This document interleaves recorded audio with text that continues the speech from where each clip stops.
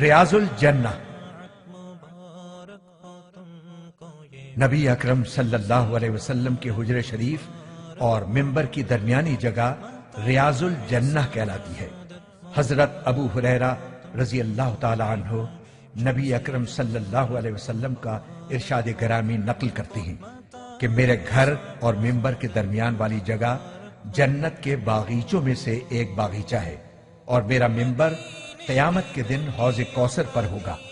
ریاض الجنہ کی نشاندہی کے لیے اس جگہ سبز رنگ کے قالین بچھائے گئے ہیں۔ 7 ستون۔ یوں تو مسجد نبوی کا چپا چپا نور فشاں ہے، مگر ریاض الجنہ کے وہ 7 ستون جنہیں سنگ مرمر کے کام اور سنہری میناکاری سے نمایاں کر دیا گیا ہے، خاص طور پر قابل ذکر ہیں۔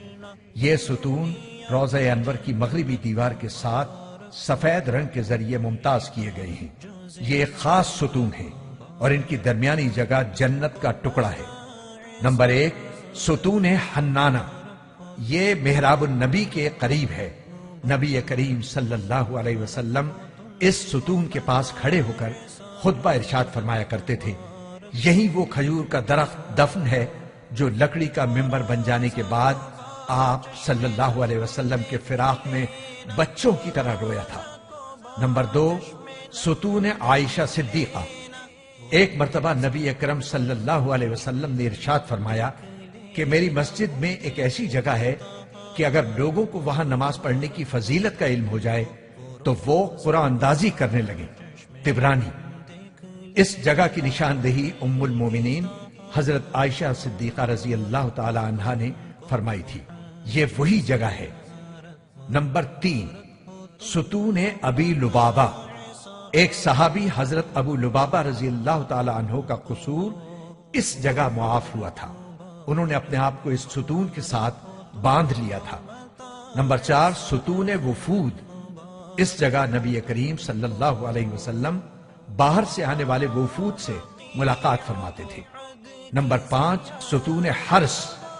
اس مقام پر حضرت علی رضی اللہ تعالی عنہ اکثر نماز پڑھا کرتے تھے اور اسی جگہ بیٹھ کر سرکار دو عالم صلی اللہ علیہ وسلم کی پاسبانی کیا کرتے تھے۔ اس کو ستون علی بھی کہتے ہیں۔ نمبر 6، ستون سریر۔ اس جگہ نبی کریم صلی اللہ علیہ وسلم اعتکاف فرمایا کرتے تھے اور رات کو یہیں آپ صلی اللہ علیہ وسلم کے لیے بستر بچھا دیا جاتا تھا۔ نمبر 7، ستون تہجد۔ نبی کریم صلی اللہ علیہ وسلم اس جگہ تہجد کی نماز ادا فرمایا کرتے تھے۔ یہ تمام ستون اس حصہ مسجد میں ہیں جو حضور اقدس صلی اللہ علیہ وسلم کے زمانے میں تھی۔ ان کے پاس جا کر دعا اور استغفار کیجیے، اور جب بھی موقع ملے ان کے پاس سنتیں اور نوافل ادا کیجیے۔ یہ وہ متبرک مقامات ہیں جہاں نبی کریم صلی اللہ علیہ وسلم کی نگاہ کرم بے شمار دفعہ متوجہ